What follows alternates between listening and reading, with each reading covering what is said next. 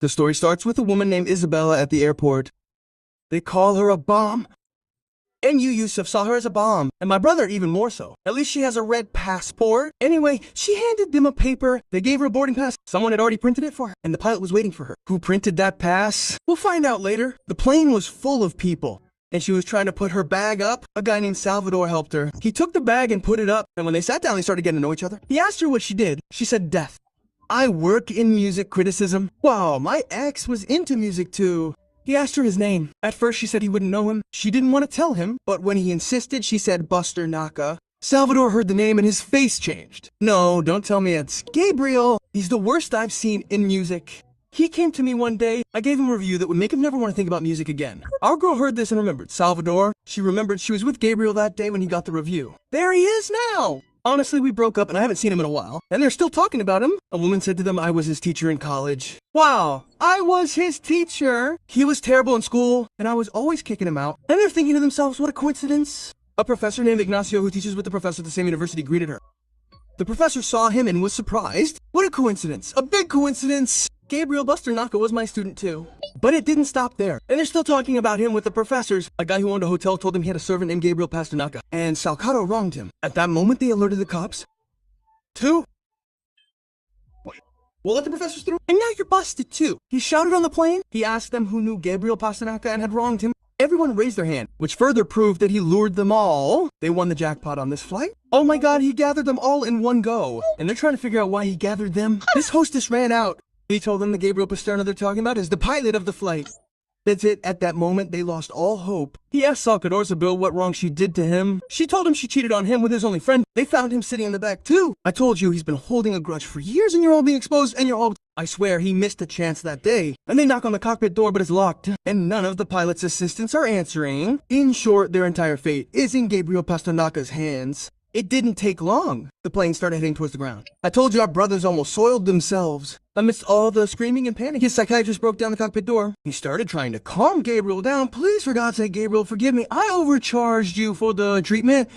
But Gabriel is determined and heading towards the ground with the plane. Everyone is screaming. It's chaos. A psychiatrist who doesn't know his parents, even they're gone. He told them they're not on the plane with them to make him back down or postpone it till he brings them. But his parents were sitting at home. They turned their heads and saw the plane heading for them. The doctor didn't forget anyone. Today, they'll all go together. Because of their parents' anger, they weren't kind to them. Only you and his parents remained? They looked behind them and found the plane heading for them. They resigned themselves to reality. The plane hit the ground, scattering everything. With this, he was able to take revenge on all the people who wronged him somewhere else. Far away, we'll see a woman named Moza working in a restaurant. That night, the rain was pouring from the sky and the world was whistling. And she was cleaning the tables. A car stopped and a man got out and headed for the restaurant. He pushed the door open and found her in front of him welcoming him. She was greeting him with a smile. But when he came in and she saw him, her face changed. She started trembling and crying. But even so, she didn't show him. She took him to a table. She let him choose what he wanted to eat and went to the kitchen to try to calm herself down. In the kitchen, there was an old woman in charge of cooking. She doesn't know how long they've been working together. She could easily tell that something had happened to her. Boza just needed someone to complain to. The old woman didn't ask her what was wrong. She started telling her, that guy's a corrupt politician from the same city as her. He stole from a lot of people. He took away their livelihoods. And among his victims was her father. He tricked him with some schemes and took his house. He sold it. She kept going. The politician didn't. 2 weeks after her father's death, he started asking her mother, and from the start, didn't take her mother, and from the start. Her mother tried to escape from him and complained to the authorities, but they didn't do anything for her. And when she arrived, her brother hit her once because she didn't want to talk to him. They packed their things and moved to this place. When she was still young when they moved, the politician doesn't remember her, but she still remembers him well. And she remembers every bad thing he did to them. The old woman felt very sorry when she heard this. She suggested they put poison in his food. Even though Moza hates him and wouldn't mind him dying, she wouldn't go so far as to kill him herself. The old woman took the poison and put it back in the safe. And she went out to see what her brother wanted. She found him still as rude as he was back then, being annoying. She asked him what he wanted to eat. He told her to bring him fries with fried eggs and black soda. Moza hated him even more after this. And the old woman also came back and gave her his order while she was preparing it. She started trying to convince her again to put poison in it, or else the police would find out and we'd go to jail. Well, the old woman is close to death and we'll go to jail. What's the problem? Does this jail scare us? Plenty of lentils. From her words, Moza could easily tell that she had been to jail before. She asked her why, but she didn't answer. She prepared the food and took it to him. And when she came back, she found the old woman sitting in front of the door smoking. Look, don't put your hand in your mouth. From her words, she knew that she had put poison in his food. She was shocked. Oh my god, we're in trouble. Oh my god, she's sending us all to jail. She peeked at him from the window and found him busy stuffing his face. She started thinking of a solution. She wanted to go and take it away from him, but she couldn't find a reason to give him. And in the middle of this, a bus stopped. A young boy got off. The politician came out to greet him. And from his words and how he treated him, she knew he was his son. She went to him as he was giving her his order. Her only concern was to take the food away from him. She shook her head, pretending to take it to warm it up. Before she could touch it, he glared at her and sent her to get his order. She went back to the kitchen and dumped it with the old woman. What do we do now? We have to get rid of the food before he eats his son's share. Why are you trembling over the little brat? Let him grow up to be like him and his father, and not get rid of him now. As they were talking, she peeked out the window and saw the boy eating fries. She ran out, stumbling. This time, she bumped into the table. She picked up what was on the plate and smashed it into the politician's face. He jumped up, flipped the table, and grabbed her. Come here, you old hag. You hit me today, I'll finish you off, slapping her to the ground. We see the old woman heading towards him with a knife, no darling, wide open. My son, she couldn't reach him. She sent it into his kidney, and she didn't stop there. She kept stabbing and pulling the knife until the trustee's blood flowed. When he released her, he fell beneath her, finding a pool of blood. Before morning came, the police were at the restaurant, the trustee and the boy were taken to the hospital, calming them down a bit, and the old woman was arrested. As they were taking her to prison, she looked happy and didn't feel any remorse for what she had done. The third story begins with a guy named Diego in an Audi, yelling. She might not be yelling at this moment, but at that time it was the last thing Kultum sang. From his appearance, the way he carries himself, he's obviously a businessman. A good day, our friend is relaxed, but things don't always go as planned. After a short while, he caught up with a guy named Mario who was driving a beat-up car and arguing, brawling a builder and slim on the roof, some workers inside. Basically, looks like builders or laborers doing construction work. Our friend Mario was stuck. Diego kept honking for him to move a bit, nothing. He tried to pass him on the other side, he cut him off. He went back to the first side, he blocked him again basically, wouldn't let him pass. The reason? God knows. Diego got angry, kept trying to pass, Mario blocked him. And at one point he faked him out, made him swerve right and passed him on the left. When he caught up, he rolled down the window and gave him a good cussing out. That Mario was a tough builder, had hands that if he slapped you, it'd be like getting hit with a shovel. Diego just kept cursing him out good. Just saying, hey man, hey good sir, yes, if I kiss you, I'll kiss your head. Basically, he really let him have it. He cooled down and rolled up the window and went on his way. Mario at this point was watching him and silent. Diego continued on his way, like nothing happened, he forgot about it. Things seemed good for a bit until you hear in the tire, bang. It exploded and he was stranded, oh boy. He parked on the side of the road in front of a bridge and got out to check the tire, it was beyond repair. He called roadside assistance, and when they told him they were far and would take a long time to arrive, he decided to change it himself. And these tires, man, they're heavy. If that construction guy was here, he would have lifted it with one hand, eaten it with a wheelbarrow, and changed the tire. Men love you. Men love you. Anyway, Diego had no other choice. He got out the spare and the jack and started changing it. He removed the flat tire, put on the spare, and tightened the bolts. He raised his head and headed for the builder's car. Our guy saw Barakizer trying to fix the tire before he arrived. Finally, he saw him getting too close and he still had 2 nuts left. He gave up on him, got in it, and locked himself in the car. The builder was also being difficult, and where's the manhood? Are you scared? Or Deco doesn't want to fight. He asked for forgiveness even though he was the one who blocked the road first. But the builder didn't want this day to end well. He moved forward a bit, reversed and parked in front of him. He got out and said, what were you saying earlier? Speak up. I'm a decent man. You'll grab me and kiss my head? Deco at this point would have settled it and let it go, not wanting a fight, and continue on your way, for God's sake. But no, he pulled his windshield wiper and broke it. Then he went and got a wrench and started breaking the glass. You son of a envious and spiteful. Deco realized he was dealing with a madman. He called the police. The police were also in the middle of nowhere. They won't arrive until the owner of the deposit has taken his deposit. He broke all the glass. He kept cursing. And when he was done, he climbed on top of the car and peed on it. Deco at this moment truly hated him. Even if it's a stone, it should stir some conscience and you repent to God. Even if it's a mountain. By God, you poor man, your mother eats dirt with him in that wilderness. And you know how great a fight is without consequences? Either you keep hitting and he hits until you both fall. Let's get back to the story. I told you our friend Deco hated him. He kept pressing on him until he fixed his clothes and got in his car to move. As soon as he started pushing him into the river. At this moment, the builder felt the cold in his knees. He yelled, hey, brake. He tried to turn the steering wheel. When nothing worked, he started begging. I'm begging you, may God forgive me. Swear, even if you kissed my feet today, you're still a fool. Diego messed him up, defended him with his car until he threw him off the cliff. He got out, asked for the jack, started tightening the bolts. Tightened the first, tightening the second, heard a noise from the cliff. Saw him coming up, grabbed the tire, threw it in the trunk, got in the car. Mario came at him with a crowbar. He tried to start it. Last second, he started the car, floored it. Mario missed him. He just cursed and threatened. I swear, if I catch you, I'll mess with your plates. You won't get away with this. Diego heard that, spun around, came back at him. I swear I'll get you today. He floored it, aimed for the car, drove right at him. Mario ran. He chased him. Managed to dodge him at the last second, but Diego decided he'd finish him. He wouldn't leave until he did. Spun around again, came at him again. Mario kept running, chasing them. Almost caught him, about to take out his tire. The car went into the river, landed on Mario's. The little guy got crushed between two cars. Mario got his, but the score ain't settled. Mario saw him fall in the river, gave up, went to his car, got the spare tire. Started trying to get it in through the trunk. Diego woke up, heard him coming in through the trunk. Tried to open the door, escape, but it was blocked by rock. Hey, Hamid, don't ever get in a situation like this. When he saw he couldn't escape the car, he decided to fight. Grabbed the fire extinguisher, started spraying them. Emptied it on them. Here, take that. Then, it was hit for hit. Deco hit him with an ashtray, Mario with a piece of iron. They beat each other like dogs. Mario, that bastard, was strong. He took the ashtray and started with body shots. This one landed, this punch, he beat him like a dog. When he couldn't stand, he wrapped his belt around his neck, strangled him, and left. Mario was ready to finish him off in the car. Like a gas tank, he tore a piece of his shirt, stuffed it in the tank. He lit it on fire as he tried to escape. Diego appeared and grabbed his leg. The guy saw he was caught, started blowing on it. He blew, tried to escape, no luck. Diego gave him a headbutt in the dark. The fire went into the tank, and you hear that boom. The car blew them both up, scattered them.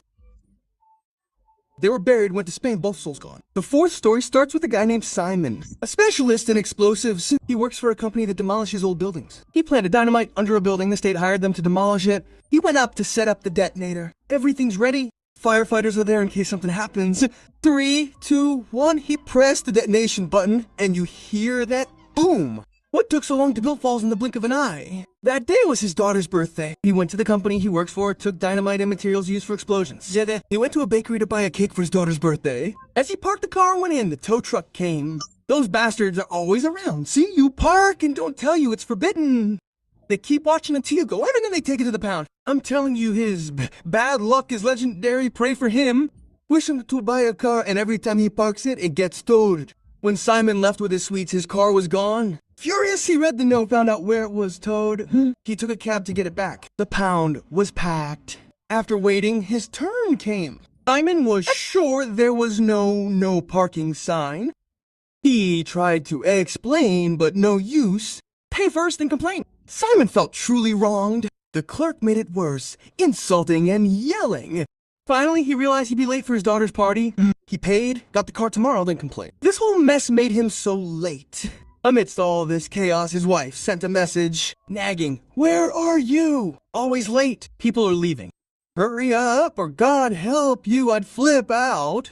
He got home, people were leaving. He greeted his wife, she refused, and her mom too. He greeted his daughter, the guests, and went to the kitchen. He tried to explain, but no use. She showed no mercy. Always late, always blaming others. If you were a man, you'd be on time for your daughter's party. Poor guy. In short, he had a terrible night. The next morning, he went to complain about the fine. He waited so long, even though it was close. When it was his turn, he went to the clerk. This clerk was even grumpier than yesterday's. And so impatient, damn. Yesterday I parked where there was no sign and you made me pay a fine. What do you want me to do? I want my money back. I'm sorry, the government takes, it doesn't give. In short, the clerk refused to find a solution and looked down on him. Our friend got tired of waiting, his patience ran out. He grabbed a fire extinguisher and started smashing everything. Yelling, "You thieves, you crooks!" He came out yelling, "I'll smash your head!" He kept hitting the glass and cursing until the police came and arrested him. After days in jail, someone from the company he worked for paid his bail. As they were leaving, he was told that the mess he made was in all the newspapers, and the company would have to fire him so it wouldn't affect its reputation. Our friend heard this and started begging and pleading. But it didn't end there. There's more to come. A few days after he was fired, his wife filed for divorce and wanted to prevent him from seeing his daughter. For years, he'd been providing for her and their daughter. A week after he lost his job, his ex hired a nasty lawyer. The lawyer argued that they wanted to prevent Simon from seeing his daughter because he was violent and could pose a threat to her and his ex-wife. Our friend heard this and slammed his hands on the table. He jumped, which was the lawyer's goal. This proved that he was violent and the lawyer was right. She smirked at him and said, "You need to see a psychiatrist to treat your violence," and left. That's it, the world turned black for our friend. Everything was against him. His wife, her lawyer, and even his own lawyer, who was supposed to defend him, didn't say a word.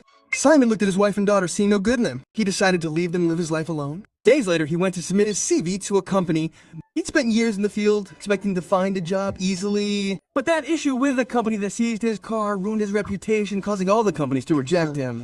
He left there devastated. He was shocked when they took his car again. Too much. Again, there's no parking sign. He'll go there, the same story will repeat. He decided to take matters into his own. He went to the cashier for the money, then to the pound to pay and get his car out. From there, straight to the depot where he kept the dynamite. He took that car and filled it with explosives. I told you he kept loading it until there was no more room. In the morning, he parked in a place that also had no sign. He had a coffee, waited for them, didn't take long, and called the tow truck. They picked up the car, took it to the pound, parked it, and went to look for another victim. At that moment, the employee who takes the payments is probably insulting another woman. He kept listening to her, hearing the same words. She said, "May God give it to you as a curse," and before she even finished, Simon detonated the explosives in the car. And you hear that boom. I told you, a complete mess. A good man who kept to himself. They kept pushing him until he exploded on them. The fifth story begins with a kid named Santiago. He's heading back to his parents' villa. The car's license plate was bent. He came back covered in blood, clearly having hit something. His parents were asleep in their house, shocked to find him standing there in that state. He was crying and looked terrified. Hours later, the family lawyer arrived. That's when we learned the kid was drunk. On his way home, he hit a pregnant woman. Everyone was talking about it. Everyone sympathized with the woman and wanted the driver caught. There weren't no witnesses, but the street was full of cameras and they'd find the car. As they were brainstorming solutions, they heard on the news that the woman and her baby had died before reaching the hospital, which would make Santiago's case much worse and could get him a long sentence instead of helping or calling an ambulance. He left her there to suffer and ran. If he'd stopped, called an ambulance, or taken her to the hospital, she and the baby might have lived. The lawyer found out the car was registered to the El Hajj. The police would be there soon. The kid was probably just showing off. Last night, he was acting tough. "I'll do this, I'll do that, I'm one of the guys." But when he got in trouble, he started crying. I know Hajj was in his office trying to figure out how to get his son out of this mess. He called the gardener, who was clueless. He yelled at him. He poured him a glass of tea. He'd worked for him for 15 years. He'd never even offered it. Anyways, the Hajj wanted him to tell the police that he was driving the car last night. In exchange, he'd give him $500,000 and hire a lawyer to defend him. The gardener was scared at first. He hesitated. But when they understood from the lawyer that the accident wouldn't lead to a long sentence, they agreed. And then they went down to the garage to prepare the car. What happened was that the car's meaning for sure. They removed all of the car. Giardini grabbed the car's steering wheel and the gear stick to leave his fingerprints. In the middle of all this, he said he wanted to talk to his wife to tell her. Our friends, of course, wouldn't let him. "No, that won't do. Your wife might go and tell everything to the police, and you'll end up in jail for lying. And Santiago will go to jail for the accident." Okay, the old man was convinced, and at that moment the police arrived. And with them was even the public prosecutor. At the door, they found the lawyer waiting for them. "You must know why we're here, right?" "I know, and you found us just as we were about to contact you." As they entered the house, the lawyer began to explain. "Listen, Mr. Prosecutor, this morning, Hajj heard a noise in the garage. He went down to see Giardini fixing the car's license plate. He asked him what happened. He said that after he slept, he went out for a drive, and on his way back home, he hit something." "Aha, go on." "Well, when we saw the woman on the news, we connected the dots, and we suspected that he was the one who hit her." The public prosecutor entered and found Hajj and Giardini sitting in the living room. At that moment, they heard the woman's husband giving an interview to the press. The guy was furious and swore he wouldn't rest until he got revenge for killing his wife. The public prosecutor asked them to turn off the TV, and the interrogation with Giardini began. He told him almost the same story that the lawyer told him. "I went out for a drive in Hajj's car yesterday, and when I was coming back, I hit something." And as he was about to say more, the lawyer signaled him with his hand. He's gathering evidence. Even the prosecutor hit him. The lawyer saw him and suspected something.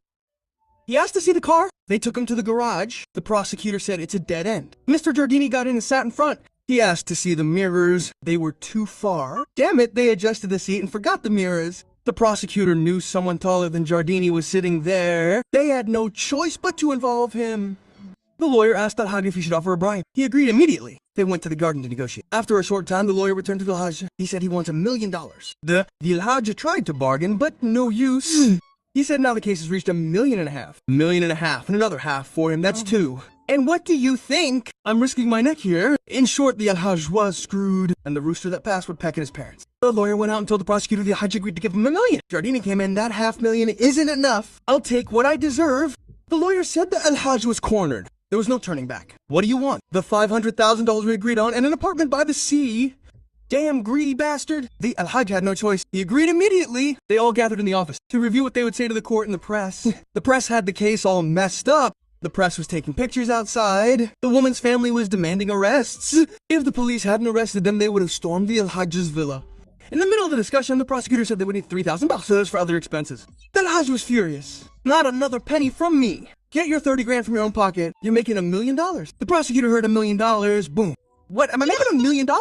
At that moment, they both looked at the lawyer, ready to screw him over. He agreed with the prosecutor on a much smaller amount, and the sheikh was gonna pocket the rest. At that moment, the Hajj saw through their scheme. No, that's it. I'm not letting any of you take my money.